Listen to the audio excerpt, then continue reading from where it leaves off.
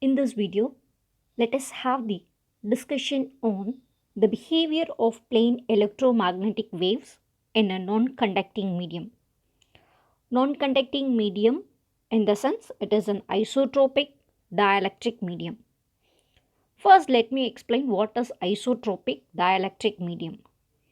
Any non-conducting medium which has same properties in every direction in all directions is called as isotropic dielectric medium. We all know the Maxwell's equations are represented by divergence of D vector as rho and divergence of B vector as 0. Curl of E vector is equal to minus dou B by dou T. Curl of H vector is equal to J plus dou D by dou T, with a J equal to sigma E and B is equal to mu H, D is equal to epsilon E. For an isotropic medium, the displacement vector D is given by epsilon times E and the magnetic field vector B is given by mu times H, and J equal to sigma E and rho equal to 0. Since it is a dielectric medium, there is no charge in it, so the sigma goes to 0 and charges is also 0. So since it is a charge free, charge density rho also goes to 0. So the Maxwell's equations reduces to divergence of E equal to 0, divergence of B is 0, the curl of E is equal to minus mu dou H by dou T, curl of H is equal to epsilon dou E by dou T. So let us take it as equation number 2A, 2B, 2C and 2D. Let us take curl for equation 2C. Then the equation 2C modifies to del cross E vector is equal to minus mu dou by dou T into del cross H vector. So the value of del cross H vector is epsilon dou E by dou T using equation 2D.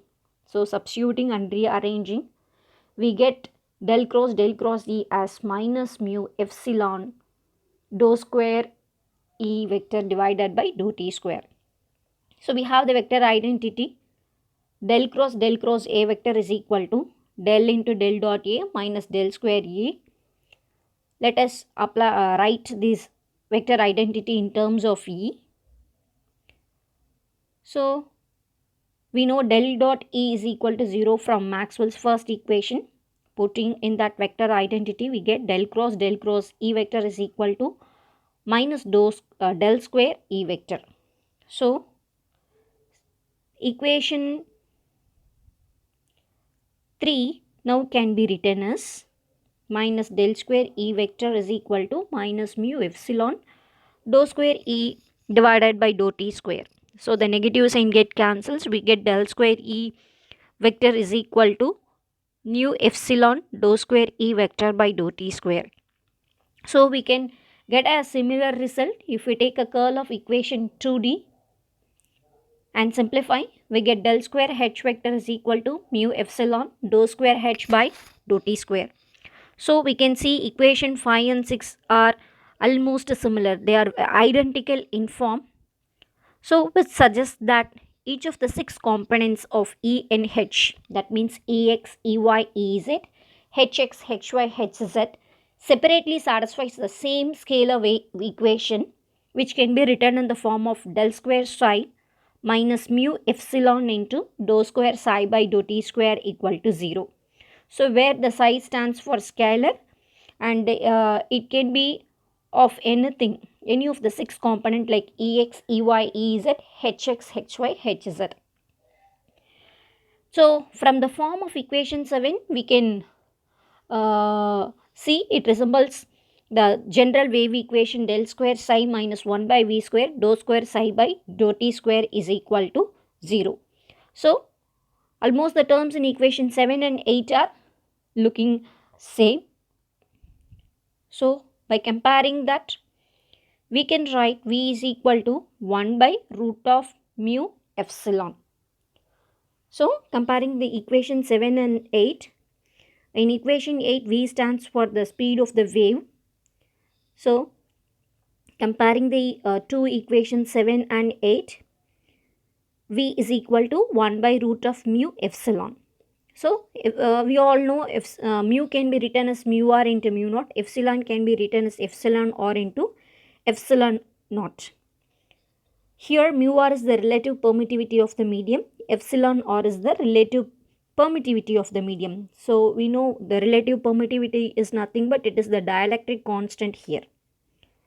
So we all know already 1 by root of mu naught epsilon naught is nothing but it is the speed of the electromagnetic wave in free space.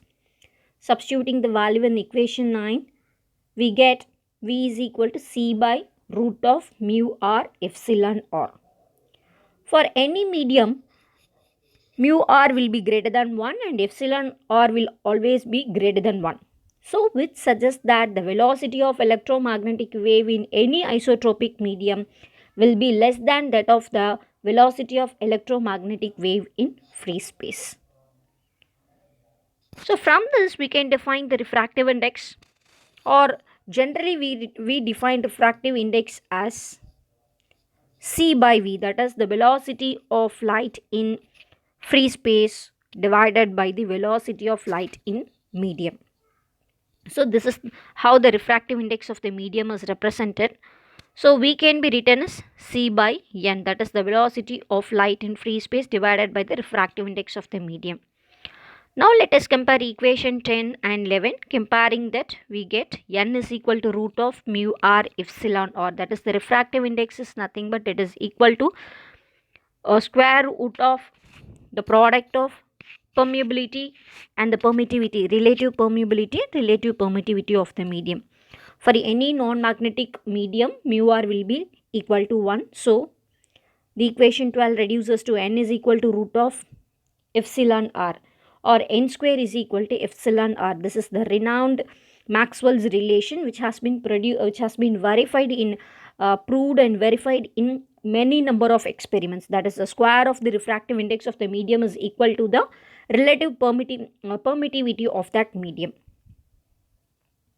So let's get back to our equation 6 and 7. So equation 6 and 7 is given by del square E minus 1 by V square dou square E vector divided by dou t square is equal to 0. The same equation can be written in terms of H also. So let us give us a solution for equation 14 and 15. So which can be represented by equation 16 and 17. E of r comma t is equal to E naught e power I k dot r minus omega t. Same solution can be written in terms of H also. Here E naught and H naught are complex amplitudes which are constant in space and time, where here k stands for the wave propagation vector which is given by small k n cap, and small k is nothing but it is a wave number which in turn can be written as 2 pi by lambda, and n is the unit vector in the direction of the wave propagation. So lambda can be written as nu by v. So 2 pi nu is omega by nu into n cap. So now let us discuss about the relative direction of E and H vector. So we have the first two equations of Maxwell, and which gives a condition or which demands that k dot E vector is equal to 0 and k dot H should be equal to 0. So comparing equation 7 and 8, V is equal to 1 by root of mu by epsilon. So this suggests that both equations E and H, that means k dot E equal to 0, k dot H is equal to 0. So this condition proves that E and should go in a perpendicular direction. So the field vectors E vector and H vectors are both perpendicular to the direction of the propagation vector, which again proves that the electromagnetic waves are transverse in isotropic dielectric medium also. Then let us introduce third and fourth Maxwell's equation to our plane wave solution. So which will yield us k into E vector is equal to mu omega H, and k dot H is equal to minus epsilon omega E. So From this, it is very obvious the field vectors E and H are mutually perpendicular. Not only mutually perpendicular, they are also perpendicular to the direction of the propagation vector k. So, which tells us E vector, H vector and K vector forms an orthogonal vectors in isotropic medium.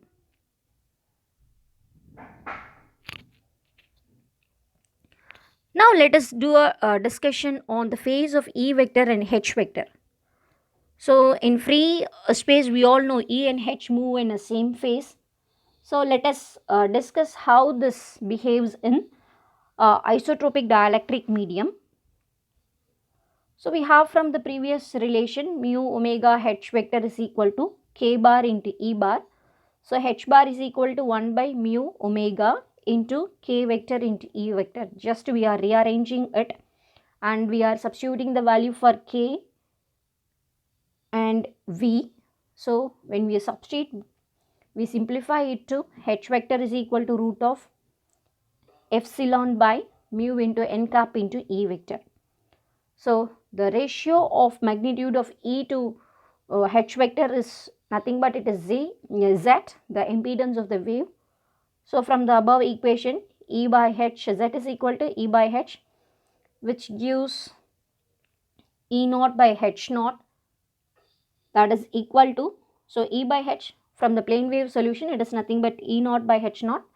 So we can simply write it as root of mu by epsilon. Again, mu and epsilon can be written in terms of mu r, mu naught divided by epsilon r and epsilon naught. So again, this is real numbers and it is a positive number, so they represent a real quantity. So the impedance or Z value gives us a real quantity, which in turn tells us this E vector and H vector travel with the same phase in isotropic dielectric medium. So if E goes to a maximum, H also goes to a maximum. If E go to 0 and H also goes to 0. So they have same relative magnitudes at all points at all times. That is nothing but it is the wave impedance of isotropic dielectric medium. That means that is the hindrance produced by the medium to the wave. So the wave impedance of the medium is related to the wave impedance of wave in free space by the following relation. Z is equal to root of mu r by epsilon r, mu naught by epsilon naught. We know mu naught by epsilon naught is nothing but it is Z naught. So both are connected, that is the Z and Z naught are related by a term root of mu r epsilon r.